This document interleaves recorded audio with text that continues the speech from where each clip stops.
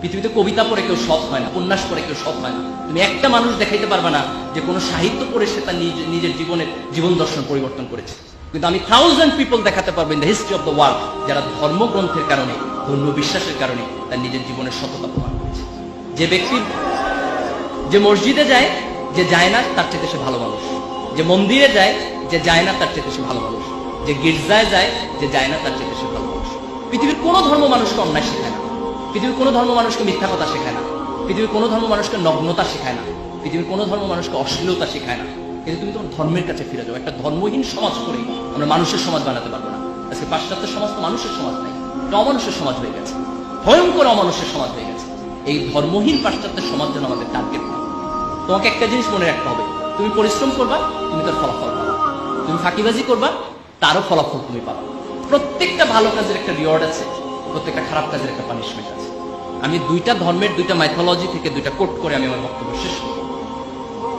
হিন্দু ধর্মের একটা গল্প আছে এরকম যে তাদের একজন রাজা ছিলেন, মোস্ট প্রবাবলি তার নাম ছিল গান্ধারী।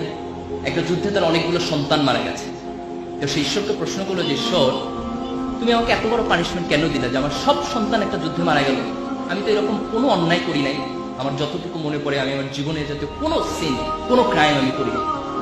ঈশ্বর তাকে বলতেছেন যে তুমি ছোটবেলায় যখন খেলাধুলা করতেছিলে, তো একদিন খেলার ছলে কিছু প্রজাপতি মেরেছে, প্রজাপতি মেরে তুমি তোমার গলায় মালা বানিয়েছে। বলছে ওই প্রজাপতি মারার পানিশমেন্ট হিসেবে আমি তোমার সন্তানকে এই যুদ্ধ হত্যা করেছি। সে হচ্ছে আমি তো এটা খেলার ছলে করেছি। ঈশ্বর বলতেছে আমিও এটা খেলার ছলে করেছি।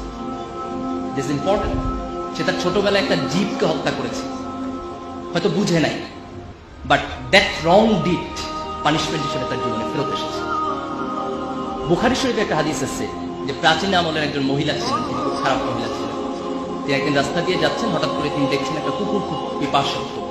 খুব দয়া হলো কুকুরটা দেখে, এবং তিনি একটা কুয়া থেকে পানি তুলে নিয়ে এসে সে কুকুরটাকে খাওয়ালেন।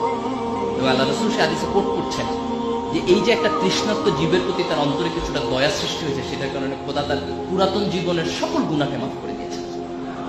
That was a very small ভালো কাজ, খুব ছোট্ট একটা ভালো কাজ, কিন্তু সেই ভালো কাজটা খোদার আরশে গিয়ে অনেক বড় হিসাবে তার কাছে প্রতিদান হিসাবে ফেরত এসেছে। এই যে আমরা আমাদের জীবনে অনেকগুলো কাজ করি, আমরা তো অনেক ভাবি না যে এটার আউটপুট কি হবে, কিন্তু তুমি একটা ছোট্ট ভালো কাজ করো, বিলিভ মি, এই ভালো কাজের প্রতিদান তুমি তোমার জীবনে পাবা। তুমি একটা ছোট্ট খারাপ কাজ করো, এর প্রতিদান তুমি তোমার পাবা, এই জেনারেশনে না হলে নেক্সট জেনারেশনে।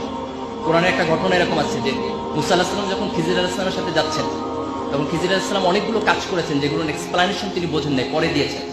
তার মধ্যে একটা কাজ ছিল যে একটা নগরে গিয়ে ওই নগরের মানুষটা তার সাথে দুর্ব্যবহার করেছে, কিন্তু ওর কোনায় তিনি একটা প্রাচীর তুলে দিয়েছেন। তারপরে যখন মুসা আলাইহিস সালাম এক্সপ্লানেশন দিচ্ছে, তখন বলতেছে যে এই প্রাচীরের নিচে কিছুটা গুপ্তধন ছিল, এবং সেই গুপ্তধন হচ্ছে এমন দুটো নাবালক সন্তানের যার বাবা সৎ মানুষ ছিলেন। এই জন্য আল্লাহ তাকে বলেছেন তুমি ওই সৎ মানুষের সন্তানের জন্য এই সম্পদটাকে রেস্ট্রিক্ট করো, এটাকে সংরক্ষণ করো। তার মানে তার বাবার সৎকর্মের জন্য তার সন্তান বেনিফিট হচ্ছে। দ্যাট মিনস তুমি তোমার ভালো কাজের রিওয়ার্ড যেমন পাবা, তোমার খারাপ কাজের পানিশমেন্ট হবে। এটা হয় থার্ড জেনারেশনে, না হয় সেকেন্ড জেনারেশনে, না হয় থার্ড জেনারেশনে। এটা যে সবসময় মরণের পরে হবে দ্যাট ইজ নট ইম্পর্টেন্ট। মরণের পর তো হবেই, সেটা পৃথিবীতেও হবে। যে এই মানুষের জীবন যখন এই ধর্মবোধের জায়গা থেকে, অ্যাকাউন্টেবিলিটির জায়গা থেকে সরে যায়, তখন মানুষের মধ্যে কোনো নৈতিকতা থাকবে না, মানুষের মধ্যে কোনো বোধ থাকবে না, মানুষ বেপরোয়া হয়ে উঠবে। এবং সেই বেপরোয়া মানুষ শিক্ষিত হলেও কিছু যায় আসে না, সে বেপরোয়া মানুষ এ প্লাস পাইলেও কিছু যায় আসে না। কারণ আমাদের সোসাইটি আমরা দেখেছি যে আমাদের অনেক শিক্ষিত মানুষ আজকে করাপশন করছে, অনেক শিক্ষিত মানুষ আজকে দেশের সম্পদকে বিক্রি করে দিয়েছে দেশের বাইরে। এই যে দিস ইজ ইম্পর্টেন্ট যে আমরা গ্লোবালাইজেশনের যুগে আমাদের কোয়ালিটি ডেভেলপ করার পাশাপাশি এই অ্যাকাউন্টেবিলিটির জায়গা থেকে মানুষের প্রতি ভালোবাসা, জীবনের প্রতি ভালোবাসা, জীবের প্রতি ভালোবাসা, এক ধরনের নৈতিকতা বোধ, এক ধরনের ধর্মবোধ, যে কোনো ধর্ম, ফেইথ বেস অ্যাপ্রোচ। তুমি ঈশ্বরকে বিশ্বাস করো, আল্লাহকে বিশ্বাস করো, গডে বিশ্বাস করো, does not matter, but you must believe, you must practise what your religion is. You must have the sense of the accountability, যে ভালো কাজ করলে এটা একটা ভালো কিছু পাবা, তোমাকে এটা এনকারেজ করবে। একটা খারাপ কাজ করলে তোমার পানিশমেন্ট হবে, ভয় তোমার মধ্যে থাকতে হবে। এই দৃষ্টিভঙ্গি যখন আমাদের জীবনকে নিয়ন্ত্রণ করবে, তখন সত্যিকার অর্থে আমরা একটা ভালো সমাজ করতে পারবো।